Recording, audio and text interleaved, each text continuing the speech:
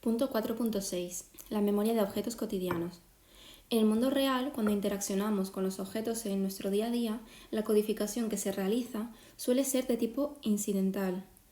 Aunque la exposición a estos objetos cotidianos suele ser alta y podemos pensar que los recordaremos o reconoceremos con facilidad, lo cierto es que la investigación apunta a que, a pesar de nuestra frecuente interacción con ellos, nuestra memoria con este tipo de objetos suele ser bastante pobre. A finales de los años 70, Nickerson y Adams realizan un trabajo pionero en este contexto.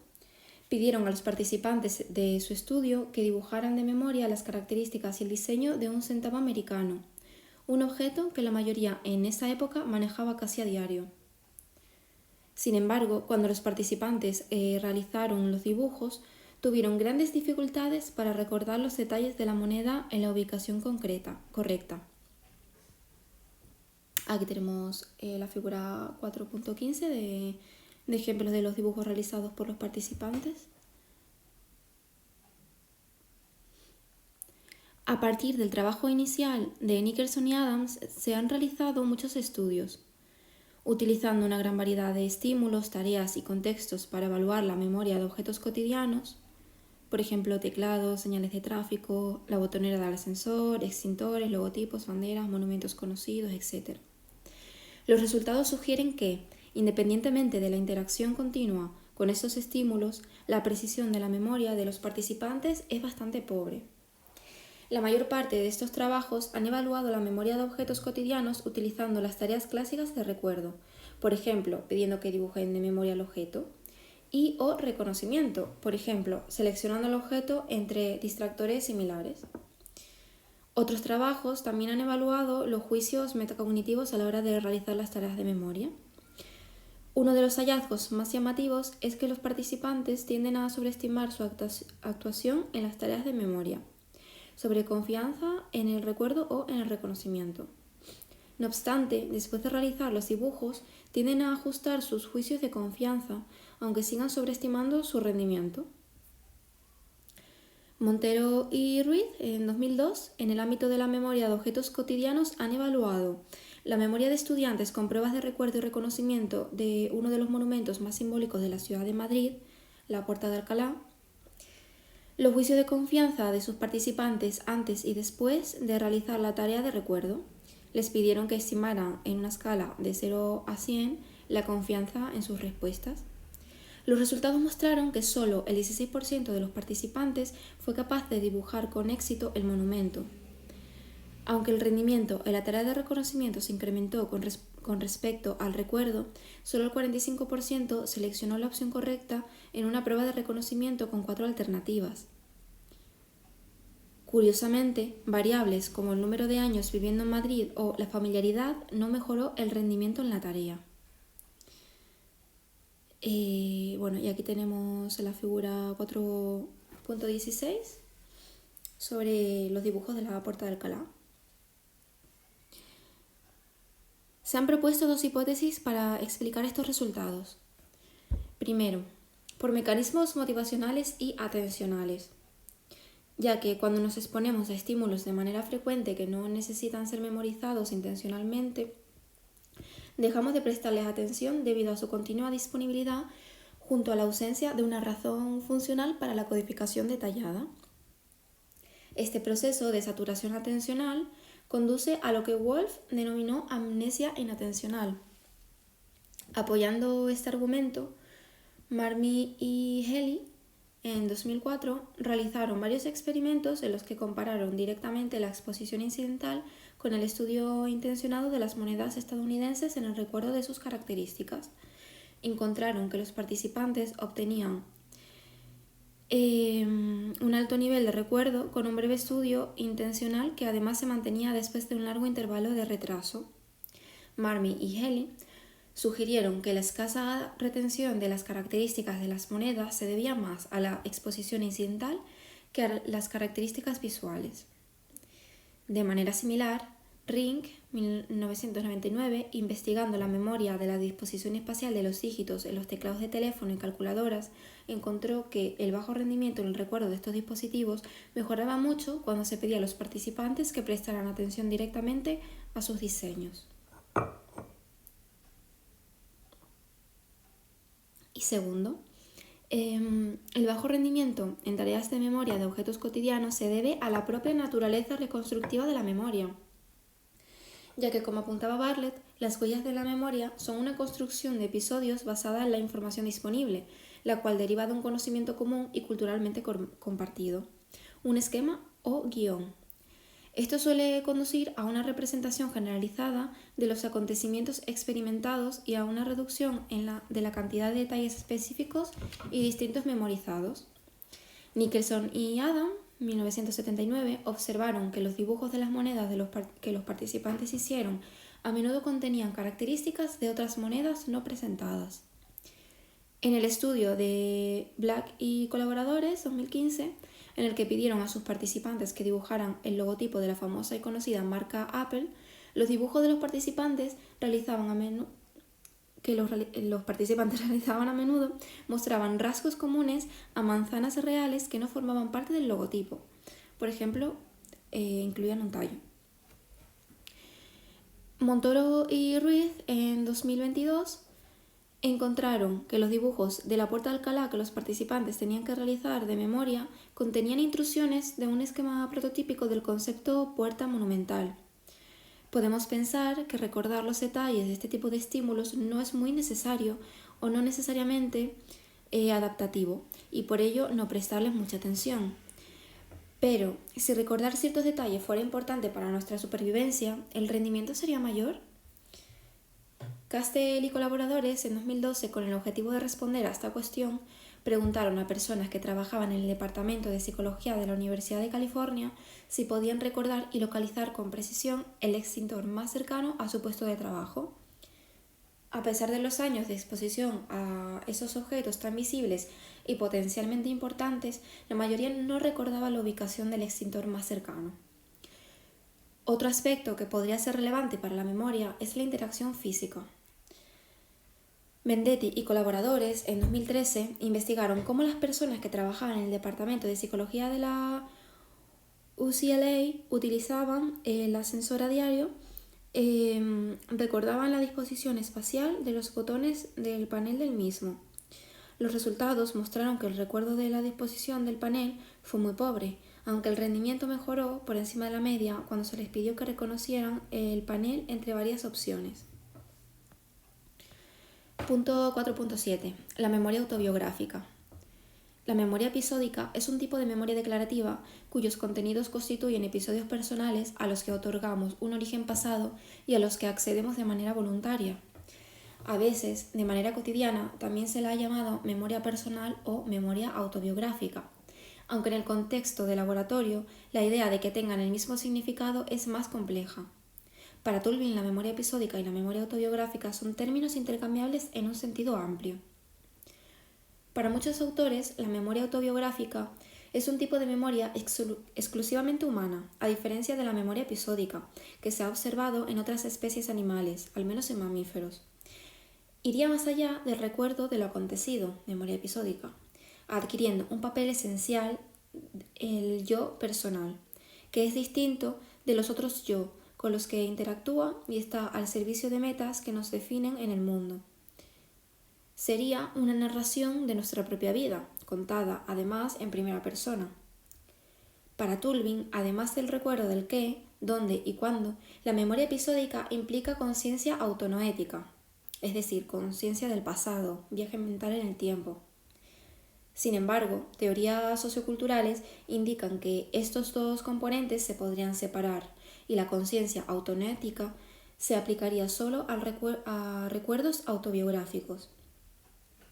La memoria autobiográfica se basaría en las respuestas representacionales episódicas del qué, mi perro, cómo, fue atacada por otro perro, y cuándo, el verano pasado, que el yo experimenta. Después, estas representaciones se vincularían a otros acontecimientos pasados en una historia personal, autobiografía, que relaciona el yo con el pasado, el presente y el futuro, guiando nuestro comportamiento y autodefiniéndonos.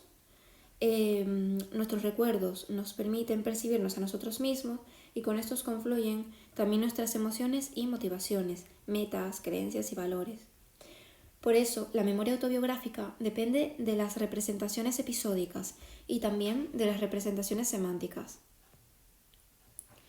Cuando los términos se utilizan de manera intercambiable, las características que definen este tipo de recuerdos personales abarcarían más aspectos. Sin embargo, para los que entienden que no son realidades intercambiables, los recuerdos autobiográficos serían un subconjunto de nuestra memoria episódica. La memoria episódica sería una de las representaciones de nuestra memoria autobiográfica junto con el conocimiento autobiográfico.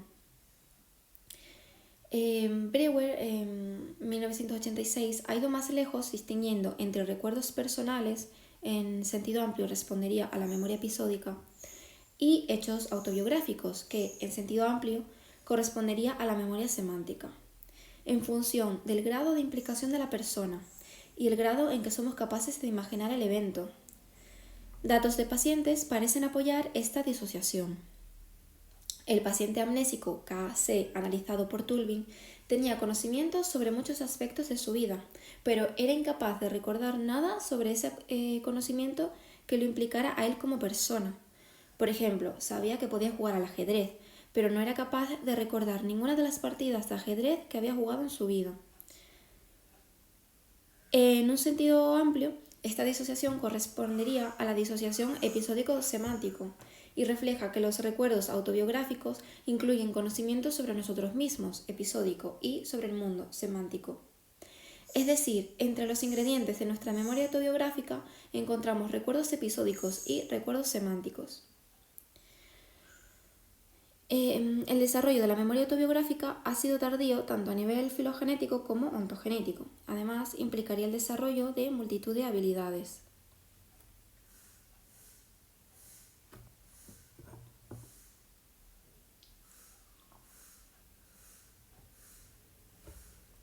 Punto 4.8. La memoria de testigos. Creemos que la memoria es más fiable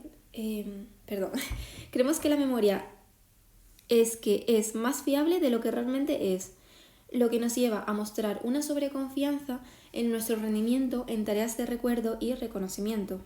No obstante, la memoria humana es más susceptible a imprecisiones de lo que se creía inicialmente, pudiendo tener esta imprecisión un impacto dramático, algo que conocen muy bien los expertos en el área de la psicología del testimonio.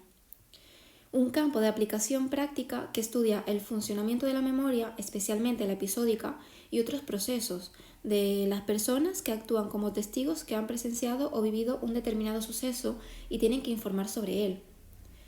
Aunque podemos considerar que sus inicios se remontan al menos a la época de Ebbinghaus, a finales del siglo XVIII, lo cierto es que en las últimas décadas la investigación en este campo ha mostrado un importante crecimiento.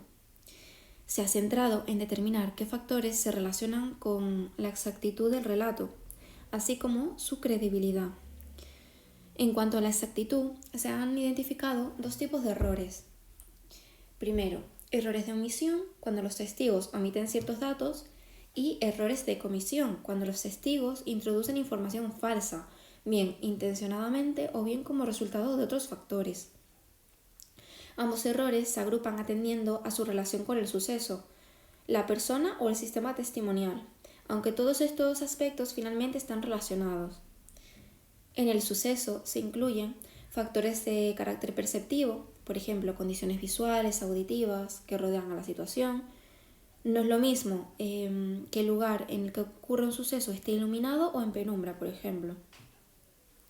La ceguera inatencional o la ceguera al cambio pueden afectar nuestra capacidad para percibir un suceso de manera más precisa de lo que imaginamos.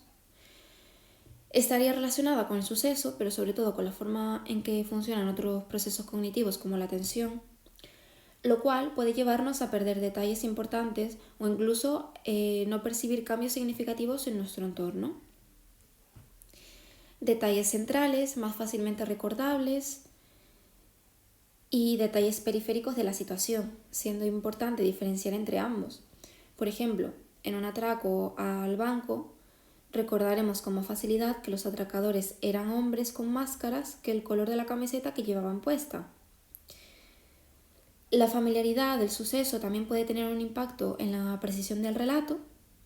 Sin embargo, a medida que nos exponemos con mayor frecuencia a algo, también aumenta la probabilidad de que ocurran interferencias en nuestra memoria. El efecto de transferencia inconsciente, que se da cuando introducimos erróneamente a alguien familiar como culpable al incorporarlo fortuitamente en la escena. Por ejemplo, imagina que has estado en el banco por la mañana y que por la tarde vas al centro comercial y, estando en una tienda, presencias un robo. La policía te pide que revises unas fotografías para identificar al culpable, entre las que se encuentra una persona que te resulta familiar, aunque no tienes certeza de haberla visto en la tienda durante el robo. Debido a esa familiaridad inconsciente, le identificas como el culpable, aunque en realidad no estuvo involucrada en el delito, sino que tuvo el infortunio de cruzarse contigo por la mañana en el banco. Una de las variables más relevantes asociadas al suceso es el tipo de evento. Cuanto mayor sea el nivel de violencia de un suceso, peor se recuerda. La relación entre la violencia del suceso y el rendimiento de la memoria parece estar estrechamente vinculada al grado de estrés experimentado por una persona, siendo nuestra percepción individual de la situación la que influya en nuestro desempeño en las pruebas de memoria.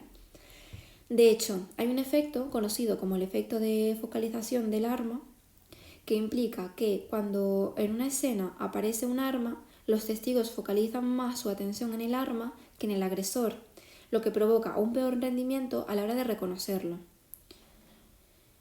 Easterbrook, 1959, ha explicado este efecto como resultado de la visión de túnel que provoca la focalización atencional en un estímulo. No obstante, en ocasiones los hechos traumáticos se recuerdan con mayor frecuencia que otras memorias autobiográficas e incluso algunos de estos recuerdos parecen no verse afectados por el paso del tiempo, lo que se conoce como memorias fotográficas, flashbulb memories. También se ha observado en ocasiones amnesia al intentar recordar detalles relacionados con sucesos traumáticos, conocida como amnesia psicógena, aunque los resultados científicos son controvertidos. En cualquier caso, parece que factores como la ansiedad, el estrés y el miedo tienen un impacto negativo en el recuerdo de detalles periféricos.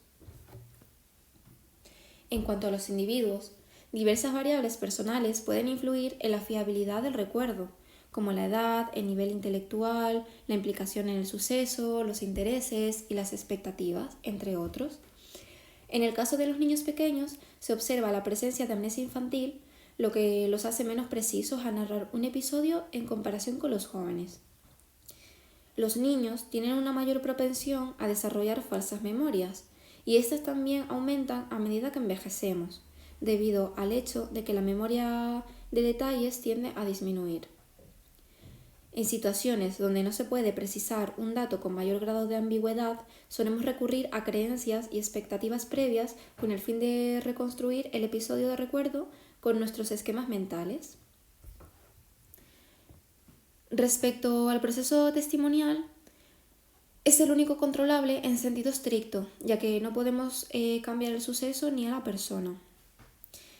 Elizabeth Loftus decía: por muy bien que codifiquemos la escena, nuestros recuerdos son frágiles y se ven influenciados por factores relacionados con la demora entre la codificación y la recuperación.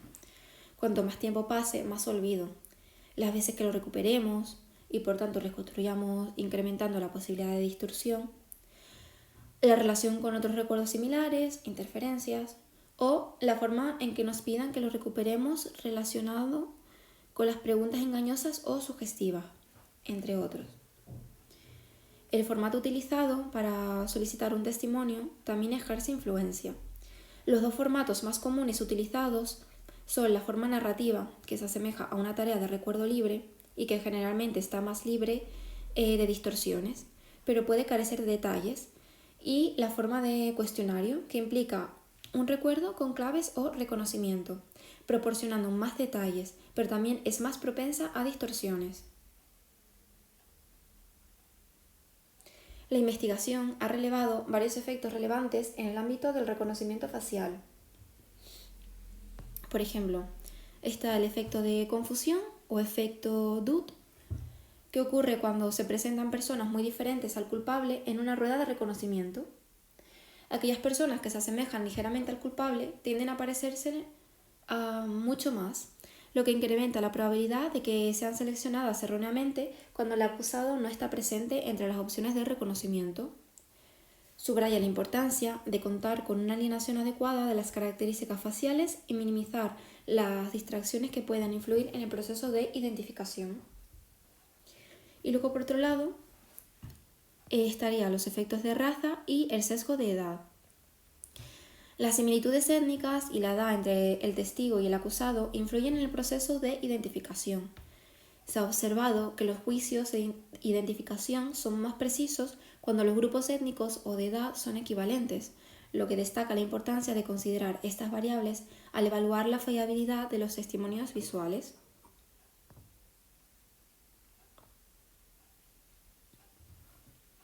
La investigación ha propuesto diversas estrategias que pueden ayudar al testigo a mejorar la precisión del testimonio. Con ellas se busca maximizar la recuperación de información precisa y minimizar la influencia de sesgos o distorsiones en el testimonio, contribuyendo así a un proceso de identificación más sólido y confiable.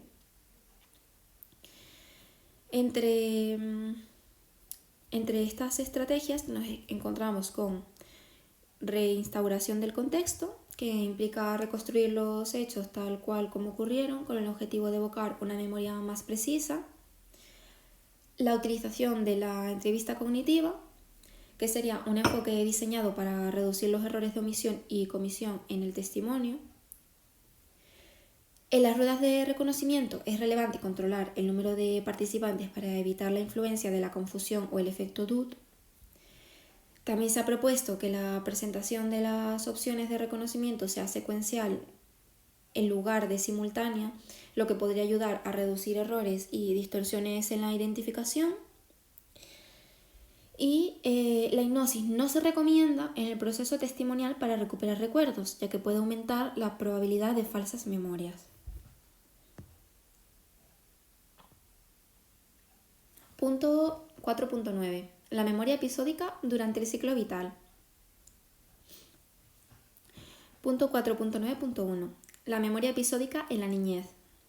¿Cuál es el primer recuerdo que tienes de tu niñez?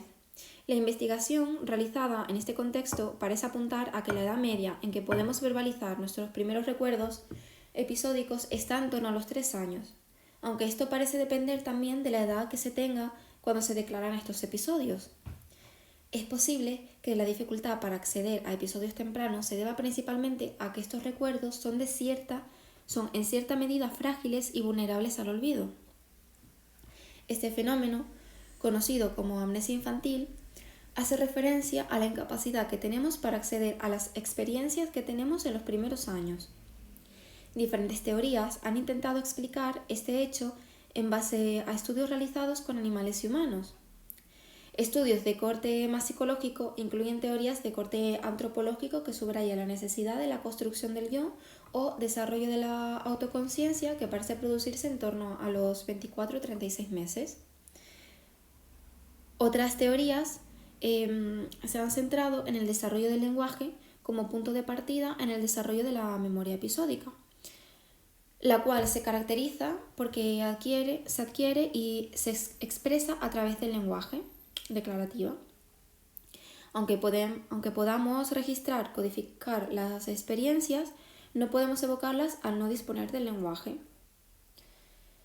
Desde la neurociencia cognitiva se han postulado otras hipótesis de corte más biológico que se han apoyado fundamentalmente en modelos animales. Se ha encontrado que la maduración del hipocampo y por tanto las dificultades para poner en marcha el proceso de consolidación es más tardía que la maduración de otras estructuras y parece que este retraso podría coincidir con el periodo de amnesia infantil. Sea cual sea la explicación, se ha sostenido que la capacidad para recordar eventos vividos desde una perspectiva personal y en primera persona que nos permite viajar mentalmente a través del tiempo, conciencia autonoética, emerge aproximadamente en torno al final de la etapa preescolar. Esta idea sería consistente con la propuesta realizada por Tulving en 2005 sobre la emergencia de la capacidad autonoética que, Se estima hacia los 4 años. Se desarrolla progresivamente, con más rasgos autobiográficos y referencias a contextos espaciales y temporales informados por los niños a medida que se desarrollan. Estos hallazgos van en la misma línea que las observaciones más recientes que relacionan el desarrollo de la memoria episódica con la maduración del hipocampo. Aunque los fetos y bebés en sus primeros años aprenden al menos de manera implícita, muestran habituación, condicionamientos. Los indicios de algún tipo de memoria declarativa en los primeros 3 años de vida son muy rudimentarios. Por ejemplo, reconocimiento de sonidos como la voz materna. Estas señales rudimentarias continúan desarrollándose a un ritmo acelerado a partir de los 4 o 5 años. A esta edad, los niños ya son capaces de verbalizar los recuerdos. Alcanzan su máxima funcionalidad hacia finales de la adolescencia. Factores relacionados con el desarrollo de la memoria declarativa en las primeras décadas del ciclo vital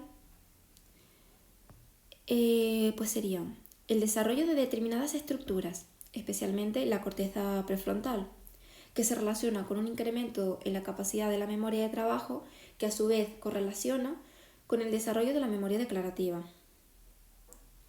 El desarrollo de la metamemoria influye en la mejoría de la memoria declarativa, ya que cuando los niños entienden el funcionamiento de su memoria, son capaces de utilizarla de forma más eficiente. Esto, junto al desarrollo y aplicación de mnemotécnicas para mejorar su memoria. Por ejemplo, se ha visto que el uso de estrategias de organización se incrementa con la edad. La acumulación de conocimientos que facilitan los aprendizajes posteriores. La memoria declarativa durante la infancia es más propensa a errores. Durante los primeros años se incrementan tanto los trazos literales de memoria, información detallada y exacta de un evento, como la memoria de lo esencial, interpretación de la experiencia que se tiene. Pero conforme mejora esta última, también se incrementa la probabilidad de que los niños tengan más falsas memorias que los adultos.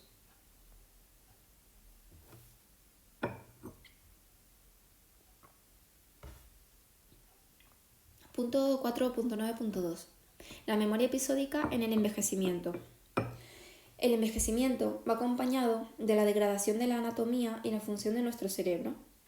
Entre los problemas cognitivos más frecuentes en las personas mayores se encuentran los déficits de memoria. En un conjunto de la población mayor, las alteraciones de la memoria son más graves y reflejan afecciones patológicas relacionadas con la edad, como es el caso de las enfermedades neurodegenerativas, enfermedades de Alzheimer. En las primeras fases resulta muy difícil diferenciar entre las alteraciones normales y patológicas de la memoria, por lo que es fundamental delimitar qué alteraciones de la memoria pueden considerarse correlatos del envejecimiento normal y cuáles corresponden a correlatos de carácter patológico. La memoria episódica se ve especialmente afectada por el proceso de envejecimiento. Esta depende principalmente de las funciones del lóbulo temporal medial, LTM, y el córtex prefrontal, CPF. Pese a ser uno de los sistemas de memoria más investigados en el envejecimiento, estos estudios presentan limitaciones en las conclusiones y los resultados no muestran siempre el mismo grado de deterioro. Así, factores como el tipo de diseño utilizado, transversal versus longitudinal, el tipo de tarea empleada para evaluar la memoria, recuerdo versus reconocimiento, el nivel sociocultural, la reserva cognitiva, etc. Son variables que modulan las diferencias encontradas en este grupo evolutivo tan heterogéneo. Los estudios transversales sugieren que el rendimiento de la memoria episódica disminuye de manera lineal a lo largo de la vida adulta, comenzando alrededor de los 20 años. Los estudios longitudinales que controlan adecuadamente los efectos de la práctica dibujan un patrón muy diferente, mostrando un rendimiento de la memoria episódica que se mantiene relativamente estable hasta alrededor de los 60-65 años, después de lo cual suele observarse un deterioro acelerado. El estudio de Ronlund y colaboradores en la Podemos ver en la figura 4.18 los resultados. Presentan datos transversales y longitudinales de un estudio poblacional en el que participaron casi 1000 personas entre 35 y 80 años. Como puede observarse, el deterioro de la memoria episódica es claro, pero se encuentra modulado por el tipo de diseño utilizado y las correcciones aplicadas. Se han propuesto diferentes hipótesis para explicar los déficits encontrados en personas mayores, tanto en el funcionamiento de su memoria episódica como en el rendimiento de otras funciones. Son hipótesis generales sobre el rendimiento cognitivo en relación con el procesamiento de la información en prácticamente cualquier contexto y/o tarea. Ninguna de ellas por sí sola explica los cambios en la memoria episódica que ocurren con la edad. Por ejemplo, tenemos problemas en la velocidad de procesamiento. Salthouse en 1996 dice que la hipótesis central es que al cumplir años se asocia con una disminución de la velocidad con la que ejecutamos muchas operaciones de procesamiento, lo cual conduciría a deficiencias en el funcionamiento cognitivo. La velocidad afectaría al rendimiento cognitivo en base al menos a dos mecanismos. Uno explicaría que cuando el procesamiento es lento, las operaciones relevantes no pueden ejecutarse con éxito, tiempo limitado. Otro, relacionado a su vez con el tiempo limitado, explicaría que el resultado del procesamiento temprano puede dejar de estar disponible cuando finaliza el procesamiento posterior, mecanismo de simultaneidad. Otra hipótesis general sería la del déficit inhibitorio, de Hasher y colaboradores en 1999.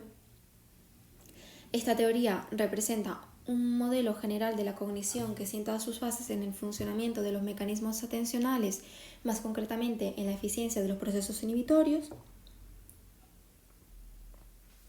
Los problemas inhibitorios se traducen en una mayor distracción, lo que genera un mayor procesamiento de los estímulos irrelevantes y, por tanto, una menor capacidad de la memoria de trabajo, junto con el consecuente deterioro del procesamiento de los estímulos objetivos. En tareas de memoria, parece que este déficit es responsable de una mayor interferencia proactiva junto con una peor recuperación de los detalles, una mayor producción de respuestas altamente probables y el uso implícito del pasado reciente en situaciones nuevas. Y luego la última hipótesis general sería la hipótesis frontal, que predice que las funciones que dependen en gran medida de las regiones frontales disminuirían con la edad y las funciones que no dependen de este permanecerían relativamente intactas. Una hipótesis más específica para explicar estos déficits sería la hipótesis del déficit asociativo, propuesta por Naved Benjamin y colaboradores en 2004, que defiende que la incapacidad de los mayores para recordar los detalles de episodios anteriores se debe a su dificultad para crear y recuperar vínculos entre elementos individuales y los contextos en los que aparecieron durante la codificación. El rendimiento en las pruebas de recuerdo versus el reconocimiento difiere en mayores. Las diferencias entre jóvenes y mayores aparecen en tareas que implican la recolección pero no la familiaridad. Las teorías del procesamiento dual proponen que el envejecimiento normal provoca déficits en los procesos de recolección basados en el reconocimiento, mientras que los mecanismos basados en la familiaridad permanecen relativamente intactos. Y colaboradores en el 2000. Un aspecto que diferencia la memoria de adultos jóvenes y mayores se refiere a las quejas subjetivas de memoria. Se definen como la percepción subjetiva de deterioro de la memoria en comparación con los niveles de funcionamiento cognitivo previo que tenía ese individuo. Las investigaciones realizadas muestran que estas quejas son más comunes en personas mayores en comparación con adultos jóvenes, a pesar de que existan importantes diferencias individuales. Brigola y colaboradores en 2015 encontraron que en torno al 50% de las personas de 50 a 59 años experimentan quejas subjetivas de memoria, porcentaje que se incrementó hasta el 63% cuando eran personas de 80 a 100 años. Otros estudios también resaltan que existe una asociación entre las quejas subjetivas de memoria y deterioro cognitivo. Con respecto a los recuerdos autobiográficos, también existen diferencias entre grupos de distintas edades. La memoria autobiográfica es esencialmente emocional, pero la distribución de recuerdos autobiográficos a lo largo de la vida parece verse modulada por el tipo de recuerdo emocional, si el recuerdo es positivo o negativo. La investigación parece señalar que conforme las personas envejecen, tienden a recordar los eventos positivos en mayor proporción que los negativos.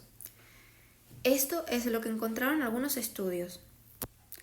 Charles y colaboradores en 2003 tenían como objetivo examinar las diferencias de edad en la memoria de recuerdo y reconocimiento de estímulos positivos, negativos y neutros. En varios estudios presentaban en la pantalla de un ordenador diferentes imágenes que variaban en función de su carga emocional, positiva, negativa o neutra, a 3 grupos de participantes, jóvenes, adultos y personas mayores. Los resultados, como podemos ver en la figura de la derecha, jóvenes y en menor grado adultos no mostraron diferencias en el recuerdo y reconocimiento de estímulos emocionales positivos y negativos, efecto que sí fue significativo en el grupo de adultos mayores. Los resultados son coherentes con la teoría de la selectividad socioemocional, que postula una mayor inversión en la regulación de las emociones con la edad.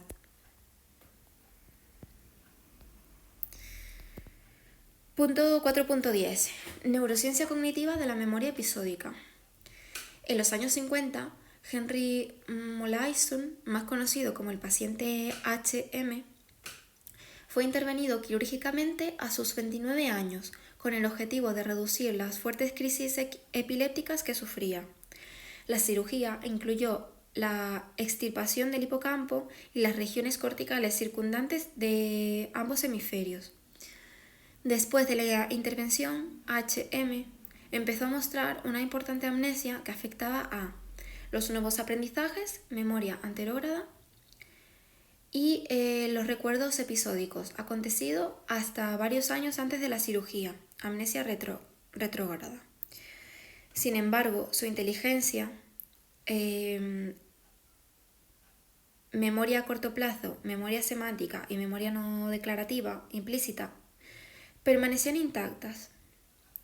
Las pruebas neuropsicológicas realizadas y los numerosos hallazgos posteriores desde diferentes campos, psicología cognitiva, neurociencia cognitiva y neurociencia del comportamiento, respaldan la afirmación de que el hipocampo y las regiones adyacentes son regiones críticas para la memoria a largo plazo de tipo declarativo.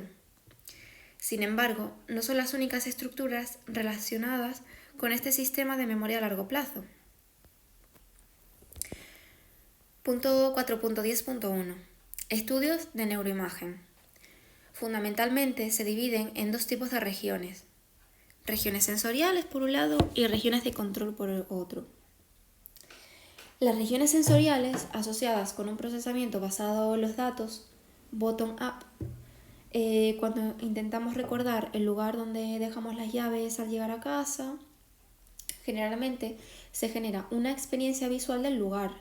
Es decir, que la memoria de un evento parece activar las mismas regiones cerebrales que la percepción del mismo, aunque la extensión de la activación en estas áreas es mucho más pequeña que la extensión de la actividad asociada a la percepción. Es lo que se conoce como la hipótesis de la reactivación sensorial. Si se trata de estímulos visuales, serían áreas relacionadas con el procesamiento visual.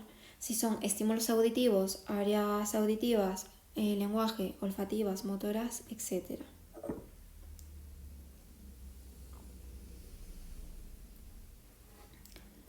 Y por otro lado tenemos las regiones de control, relacionadas con un procesamiento basado en el conocimiento previo, top-down. Son aquellas regiones que guían la construcción de las memorias declarativas, explícitas, específicamente en este caso las memorias episódicas.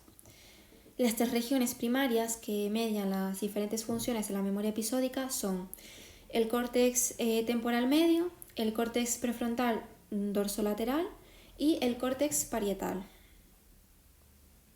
Aquí tenemos en el recuadro 4.7 las principales áreas de control y sus funciones. por si queréis leerlo.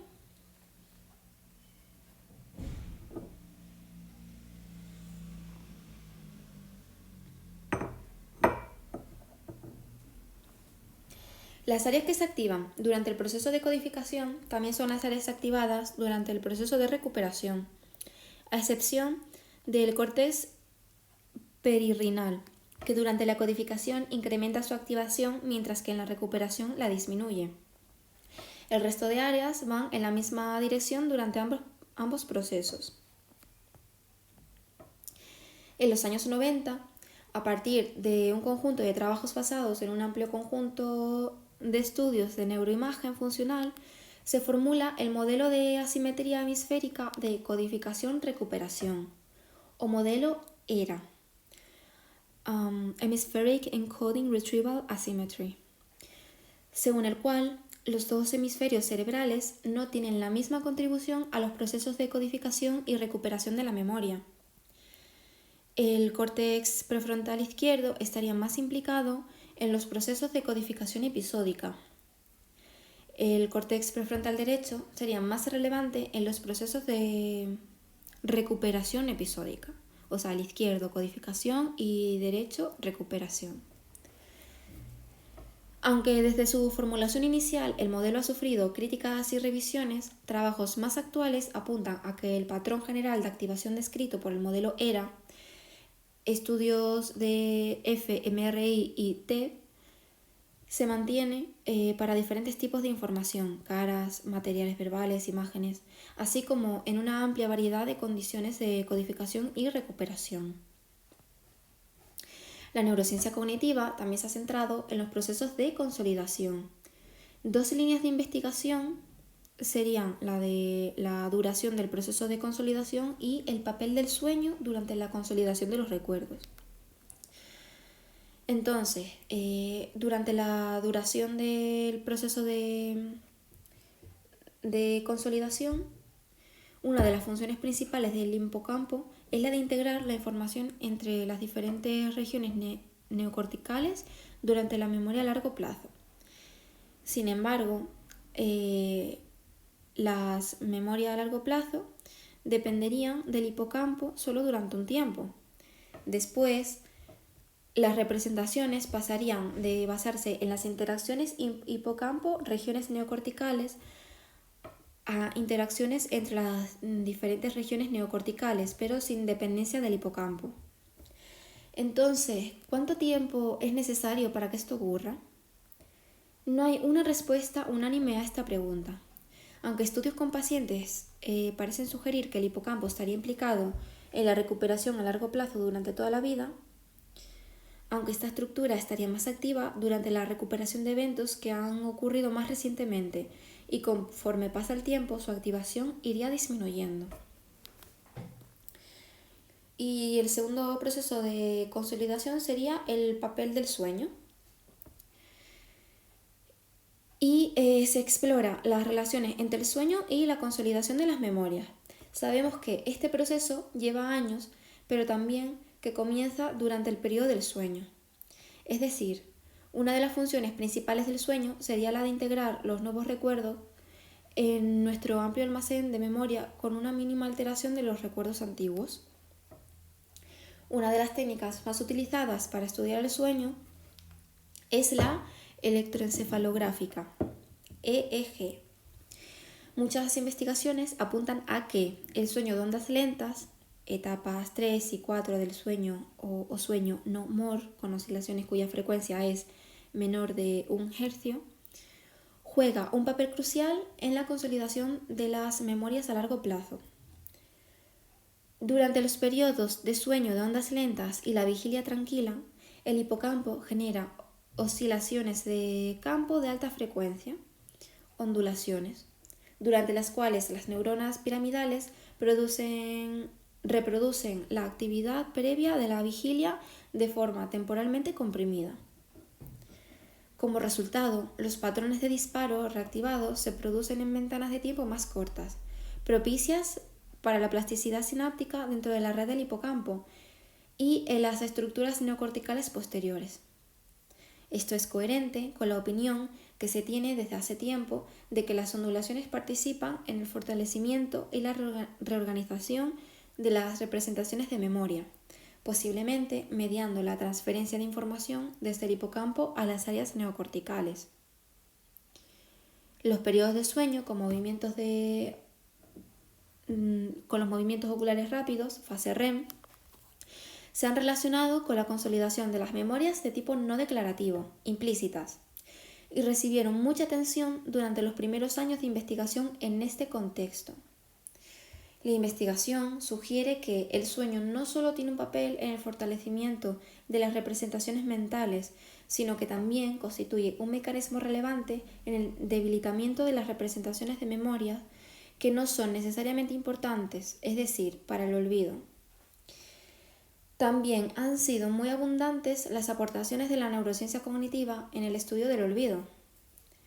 Kim, en 2011, realizó un metaanálisis que incluyó 74 estudios que utilizaron la técnica de fMRI y se encontró que las áreas implicadas en el olvido de estímulos previamente estudiados fueron el córtex prefrontal dorsolateral y medial y el córtex parietal inferior y medial. Este patrón de actividad neural se corresponde con la conocida red por defecto, que se activa cuando la persona no está realizando ninguna tarea, que también se ha asociado con muchos estados cognitivos como soñar despierto, la divagación, los lapsus de atención, la recuperación de información personal o cuando nos encontramos planificando el futuro. Y este patrón refuerza la idea de que la atención es necesaria para que la codificación se realice con éxito. Se ve respaldado por un patrón de activación similar en tareas atencionales y de memoria.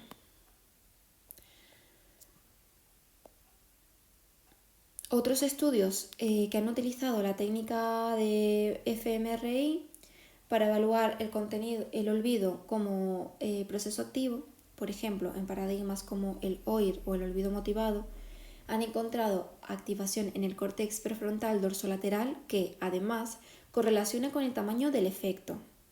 Es decir, a mayor activación de esta área, mayor efecto de OIR o mayor grado de olvido motivado. Esta activación en el córtex prefrontal dorsolateral va acompañada de una disminución de la actividad hipocampal y a veces de la disminución de la actividad en regiones sensoriales. Esto parece sugerir que esta estructura interaccionista con el hipocampo y las regiones sensoriales a partir de un procesamiento inhibitorio de tipo top-down.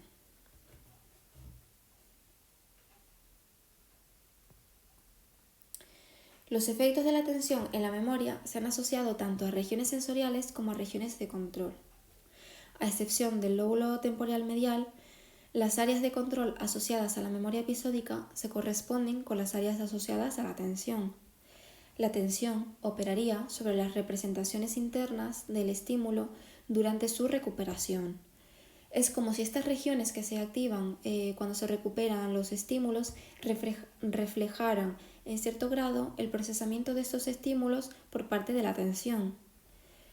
Diferentes metaanálisis han encontrado que existe un amplio solapamiento entre las regiones de control asociadas a la atención, la memoria de trabajo y la recuperación de la memoria episódica, y que se corresponden con las áreas de control que hemos revisado anteriormente, el córtex prefrontal dorsolateral y el córtex parietal.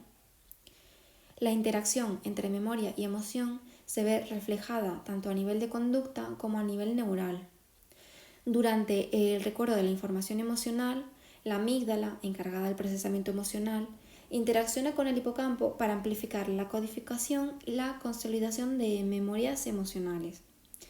Parece que durante la codificación de eventos emocionalmente excitantes se produce una mayor interacción entre la amígdala y las regiones del lóbulo temporal medio, hipocampo, dando lugar a una mayor memoria a largo plazo. El córtex prefrontal incluye el córtex prefrontal dorsolateral y el órbito frontal. También desempeña un papel en la codificación y recuperación de eventos emocionales. Estudios con animales y humanos resaltan el papel de determinadas hormonas en el procesamiento de experiencias emocionalmente significativas. Algunas personas tienen una memoria autobiográfica de sus experiencias cotidianas muy superior a la media y parecen existir diferencias estructurales en sus cerebros en comparación con las personas que no tienen esa capacidad. Punto 4.10.2. Dimensión temporal. Aunque mayor parte de la investigación neurocientífica de la memoria se ha focalizado en identificar las localizaciones espaciales de la actividad asociada a sus procesos, existe también abundante evidencia de cómo la actividad cerebral cambia rápidamente a lo largo del tiempo. Las técnicas que más han permitido estudiar esto son potenciales relacionados con eventos, PRE. Dentro de la electroencefalografía es una de las técnicas que mejor nos permite aproximarnos a los correlatos temporales de la actividad nerviosa. Y el análisis de la actividad sincronizada, bandas de frecuencias o actividad entre diferentes regiones. Centrándonos en los PRE, es decir, potenciales relacionados con eventos, para discernir entre procesos de recolección y familiaridad, estos se han relacionado con componentes tempranos y tardíos. Su estudio se ha centrado en el All New Effect, efecto antiguo nuevo.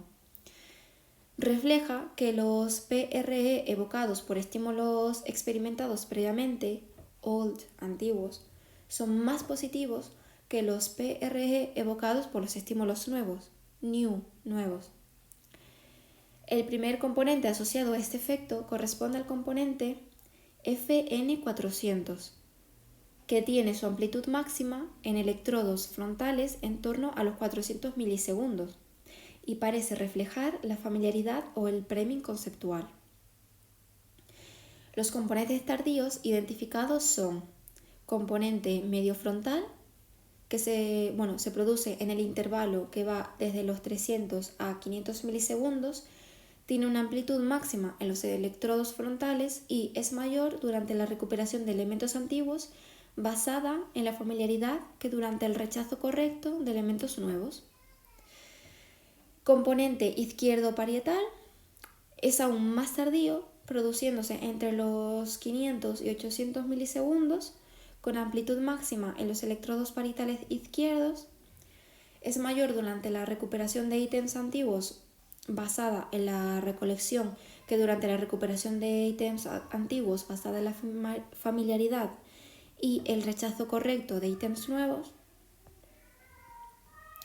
Late Positive Component o componente positivo tardío, LPC, se produce en un intervalo de 1000 a 1600 milisegundos.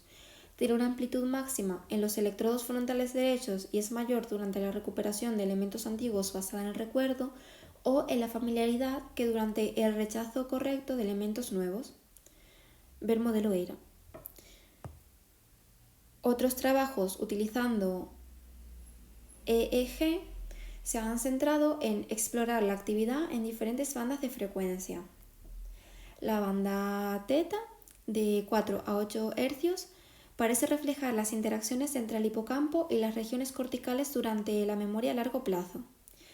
La banda alfa, de 8 a 12 Hz, se ha asociado a la inhibición cortical.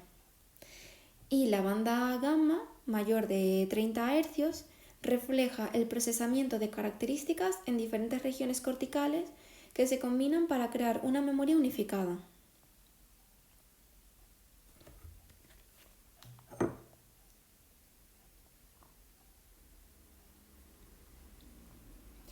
Y ahora pasamos a resumen y conclusiones.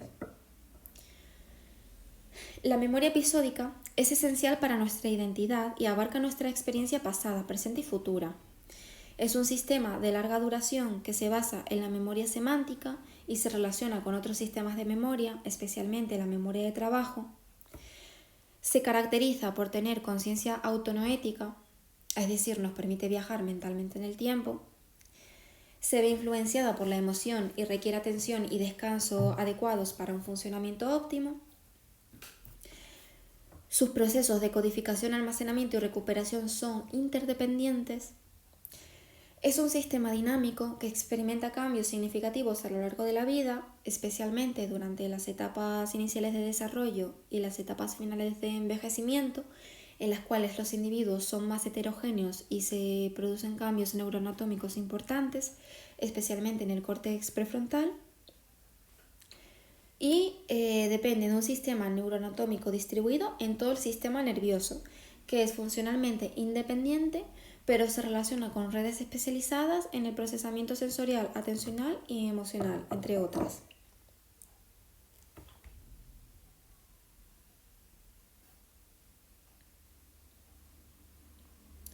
El olvido es un mecanismo activo en la memoria episódica. Es promovido por el tiempo y las interferencias entre nuestras experiencias. En la mayoría de los casos ocurre sin intención consciente, pero en ocasiones podemos inhibir voluntariamente el acceso a ciertos recuerdos. La investigación de la memoria es de gran importancia, especialmente en contextos aplicados como la memoria de objetos cotidianos y la memoria de testigos. Nuestra memoria de objetos cotidianos es imprecisa debido a factores atencionales y mnemónicos, lo cual contrasta con la frecuencia y familiaridad de nuestra interacción con ellos. Se ha demostrado que la fiabilidad y precisión de los testimonios pueden estar influenciadas por factores como el tipo de evento, la edad, la experiencia previa y el formato utilizado para solicitar testimonios. La comprensión de estos factores y la aplicación de estrategias específicas como la reinstauración del contexto y la entrevista cognitiva son fundamentales para mejorar la calidad y la precisión de los testimonios. Y con esto damos fin al tema 4.